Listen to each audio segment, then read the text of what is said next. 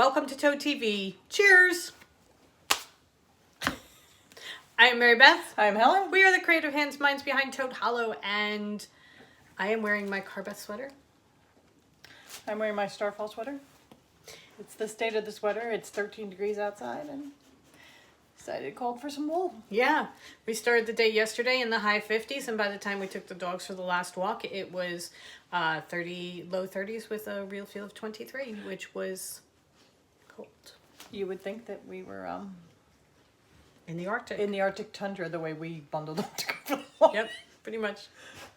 Poor Drew, dancing all over the place, telling us she's got to pee. And what are we doing? Layering. Yep. Getting out the winter coats, getting out the shawls, the Trying to find hats. mittens. Oh my gosh. I had a cowl with a shawl wrapped around it, and then I didn't have a hat, and it started sleeting. What? Yeah. Sleeting? I mean, come on. Anyway, it started sleeting, so I pulled the cowl. Helen had the great idea of pulling the cowl up over my head, kind of like a tube. And it did very well. Yeah. It was really quite Kind well. of like a bun hat. Yeah. So, anyway, today is Wednesday? Yep. Wednesday, November 18th. November 18th. Look at that. Okay. And we are going to do the state of the sweater. We have one last thing of fabric to show you and a couple of just quick notes to share. Okay. Also, we picked a winner. Yes. So, for our 300th episode. There's that. Shall we start with that? Sure. Okay. Drum roll. Okay, go ahead. Okay. YouTube picked Doris Campbell. So, Doris, if you could get in touch with us and let us know whether you prefer a more yarny surprise package or a more fabric surprise package. And we will put something together for you and send it off to you. And thank you to everybody who left such wonderful comments about... I mean, some of you just found us. Some of you have been there from the beginning. Some of you are going back and binge watching. Yeah. And by the way, we never finished the temperature blanket. Temperature blankets made it for about 30 days, and that was I have to tell you, if it's a big project that requires my daily attention, chances are pretty good that it'll last about a week, and I will never finish it. Right. So. Doris, if you could please send us an email, toadhollowNJ@gmail.com, and let us know which one you would prefer, please. Right. Okay. All right. Couple of just quick things. We have done Christmas in Rome on Hallmark. Liked it very much. Yes. Christmas in Vienna. Liked Also it very much. Yep. We are in the midst of Christmas at the Palace. Which I'm liking very much. Yes. So. We are in San Synovia. Is it San Synovia? I think so. I think it's San Synovia. Grouchy King. Dead wife. Lonely daughter. Wants to put on a Founders Day show. She's an ice skater, so she gets the ice skating champion to come and do it, and lots of fun. Surprise, I think they're going to fall in love. Never. That never happens in these movies. We However, are on a dead wife kick, though. yes, we are enjoying it. Well, you have to get the love interest in there somewhere, and if it seems to be because you need the cute child, right. I was going to say you need the cute. Oh, by the way, Christmas in Vienna, the 6-year-old daughter, she was adorable. Yeah. She was so cute. There's another dead wife. Well, yeah. Okay, so just a couple of quick things. What time is the zoo today? Wednesday at 3 p.m. Okay, so we a friend of ours put us on to the New York Adventure Club, and because they are doing a lot of virtual events, because obviously they can't do their in-person ones. So we get their weekly emails with all the lists of the events for the week, and they have some really interesting lectures.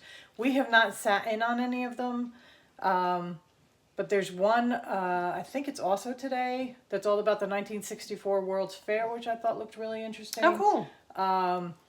And the one that caught my attention this week, which caused us to actually take action and do something, is the virtual meet and greet of the animals at the Staten Island Zoo. So, yes, please. Anything that involves animals? I believe it's a picture of a sloth. Yeah. So it's $10, which is, I mean, when you consider that they're not getting their daily Right. entrance fees or anything like that, I will gladly donate $10 to the Staten Island Zoo or any zoo. So it's $10. Marybeth and I are going to both sit down and watch it. And so it's the New York Adventure Club. I will put a link down below to their website so you can sign up for their emails. But I mean, they have things like the virtual meet and greet of the zoo, but then there are historical lectures. There was one all about Prohibition in New York. Right. Around Halloween, they were doing the history of witches, which we both said that we wanted to do, but we never actually followed through and did it. And if you pay, the $10 and you can't make the actual time that it is, you get access to the link for a week, so that you can go back and rewatch. So I just think it's a cool thing. So do I. And something to do to support places like this, the Adventure Club, that aren't getting their fees that they normally would. Yeah. Especially this time of year, because New York is a big tourist attraction for the holidays, and they're going to just lose A lot of money, Yeah. Okay. The other thing I wanted to mention was we get the daily New York Times email every morning, and one of the things after they go through their little bit on the news is they have things that are interesting to watch or things you might be interested in. And the other day they said that they were recommending following Jacques Pépin's Instagram feed, because what he is doing is taking everyday object or everyday foods that you would have at home, like onions or potatoes or things like that, and making simple, easy dishes with them, because that's what he's known for. So Because he grew up during World War II in France, where they had nothing as far as food is concerned, so that the waste of food drives him crazy. So he makes sure that you're using every piece. yeah. So I watched him make apple fritters with a bottle of beer, an apple, and some flour, and some powdered sugar on top when he was done. And oh my God, he made it look so easy and so delicious. And then I watched him make an omelet. Well, it was almost, I guess, a frittata. He started with onions and potatoes that he sauteed in a pan. And then he poured some eggs in there with a little bit of cheese and herbs in it, let it set, then put it underneath the broiler. And then when he thought it was almost done, he sliced a tomato, put that on top, and put it back under the broiler for 2 more minutes. And wow, did that look good. He's got a little 2-burner thing in his island and a little cutting board. Very small Yeah, corners. it's just, he just chops and moves it over, and it's so fast and easy, but something that everybody can do. So if you are interested in cooking at all, this might be something that you want to go see. It's the Jacques Pépin Foundation on Instagram. He puts up videos every day or so, and they are doing their push where they're asking for donations, and if you donate $40, then you become a member of the foundation. And they have all these videos from very, very well-known chefs teaching you to cook different dishes. Right. So there's Rachel Ray. Thomas Keller, Oh yeah. Okay. the French Laundry. Laundry. Yeah. French okay. Laundry. There's just tons and tons and tons of people on here, so that if that's something that you're interested in, it's you may not have known about it, and I find it fascinating. And the donation goes to they go into lower income areas and teach people how to cook. People who could not necessarily pay for culinary school or classes or anything like that. So they go in and teach them how to cook, and that's where the $40 goes towards. Right. So it's a great thing. Also, he's got a really cute dog. Just putting it out there. Okay. Okay. All right. So we'll put a link to that down below too. But I thought that was really fun, so I thought we'd share that with you. Okay. State of the sweater. State of the sweater. Here we go. Are you doing both? No, I'm just going to do one. Okay. All right. I am working on my bespoke cardigan. However, not much has changed, so I am doing the Toad Hollow tunic by Corey Eichelberger of iRock Knits. I'm doing it in crocodile. I would show you crocodile caked up, except I ran out, and we sold out. we have no more. So we have to dye more. I'm pretty sure we're dyeing it tomorrow. I will put in a couple of extra skeins for me. But that is the way it is showing up right now. You can see there's a hint of green for the crocodile, lots of blacks and grays. Some of the grays are coming through as almost midnight blue. Yeah, you've got some navy over here. That is the nature of the gray that I was we going to used. say, the nature of this particular color is it can break green, it can break blue, it can break gray. It's a mystery. Yeah, so this is the way it looks right now. I just really am loving this. It's going to go with everything. Yeah, it really is. So this is now going into timeout.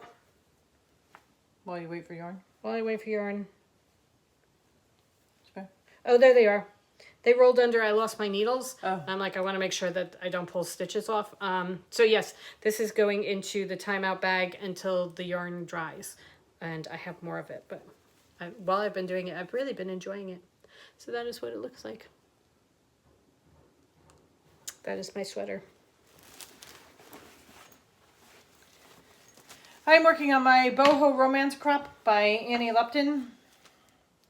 And last week I was still in the yoke, but a lot has changed since we last spoke.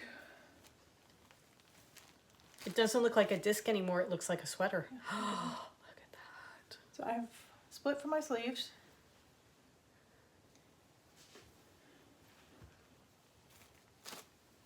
So I am about 2.5 inches below my sleeve mark. And the pattern calls for me to start the lace, the bottom lace work. There we go. Okay, so can you come closer?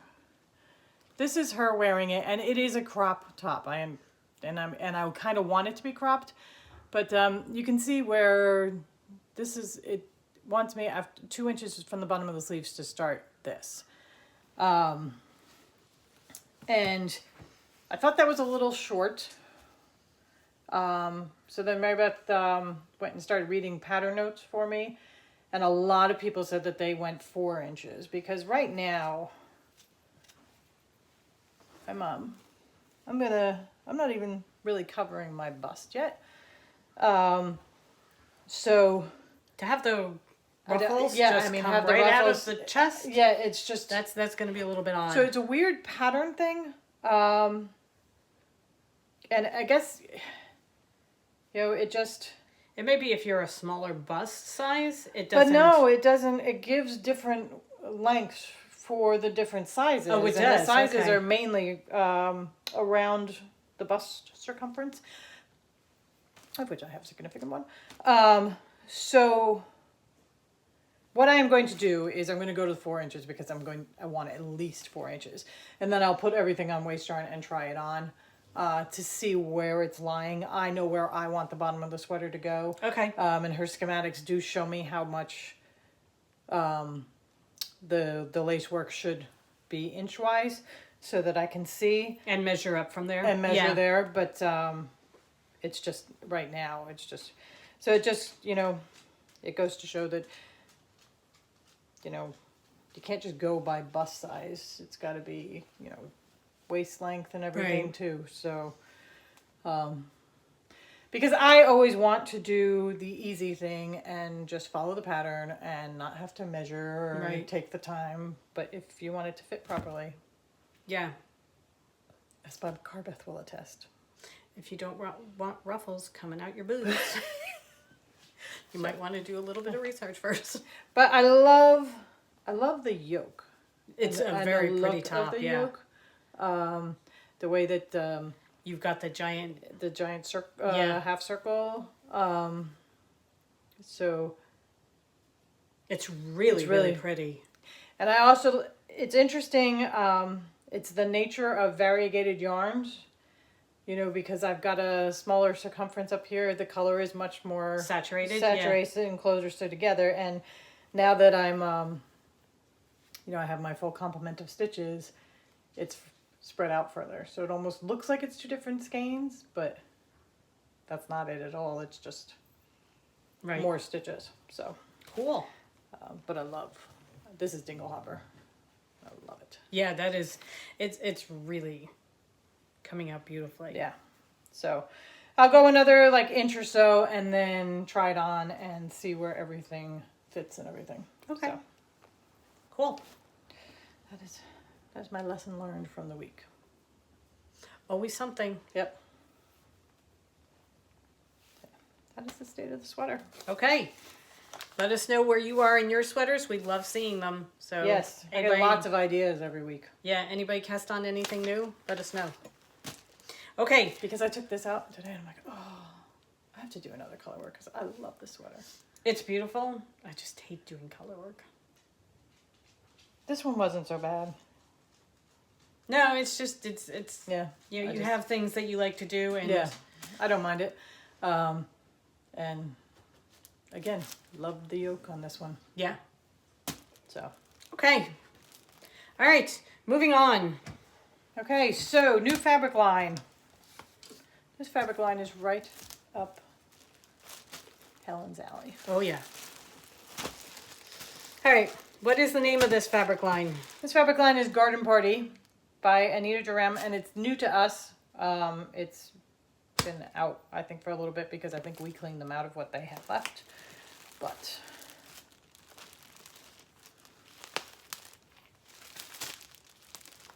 this is the Garden Party. So this is the main in blue.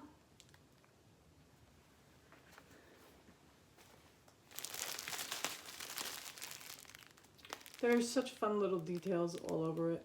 I love the hedgehog saying you look marvelous to each other. Yeah.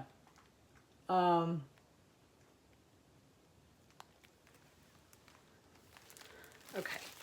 Main in blue. Then we have the main in a cream. Badger. Oh my god, I love the badger. Bring your friends. He's bringing his bunny friends. So that's the cream. Then there's an animal toss with little words: busy, friendly, bashful, fluffy, Naughty. naughty, Brave. sleepy, bouncy. So this is them in cream. Oh my god. That owl for Fluffy is just Yeah. unreal. And the little badger, oh, they're so cute. So in cream, a very light pink.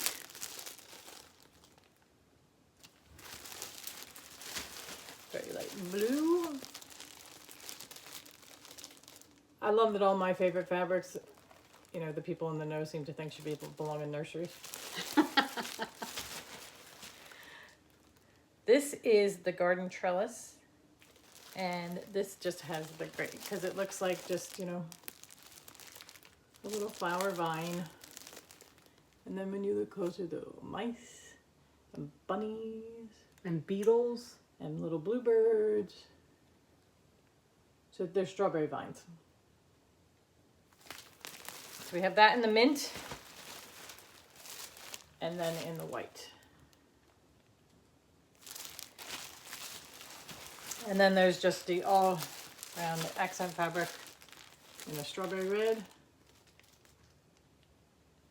So cool. It looks like the outside of a strawberry with all the little seeds. Yeah. And like an apple green. So that is the garden party. Oops, sorry. Okay. So available in the shop now. 9 different fabrics? 9 different fabrics. 9 fabrics. Yep. We make a gorgeous quilt. Gorgeous quilts. I mean, I suppose if you want to go with a nursery, You go for could. nursery stuff. Or you can make a, you know, slightly older person a quilt for Right. their bed. Yeah. Because Um, I'm a little bit older than nursery and I want one in this. yes. I love that badger. Yes, very much so. Okay, Right, I think that does it. I think so. I am off to the post office to get more packing for paper advent calendars because we're trying to pack it so that they don't bend. So I am off to pick those up. And I'm off to edit the podcast and then cut more fabric for orders to go out. Right. And We hopefully got by the lots, end of lots, today, lots. we will have most of the orders out and caught up. Yeah. Fingers crossed. All right. And we have to be done by 3 o'clock because we have to meet the animals. Right.